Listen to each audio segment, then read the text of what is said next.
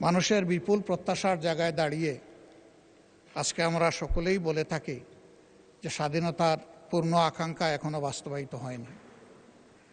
আপনি একজন গর্বিত বীর মুক্তিযোদ্ধা, বীর বিক্রম। আমিও ক্ষুদ্র একটি শহীদ পরিবারের সন্তান।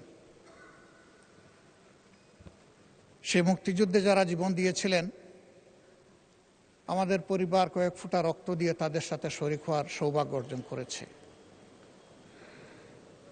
বাংলাদেশ আমাদের সকলের। পর্যায়ক্রমে কেউ না কেউ এই দেশের শাসনভার পরিচালনা করবেন, এটাই স্বাভাবিক। একটি গণতান্ত্রিক রাষ্ট্র যেখানে কোনো রাজতন্ত্র থাকে না, সেখানে বংশ পরম্পরায় শাসনেরও ব্যবস্থা থাকে না।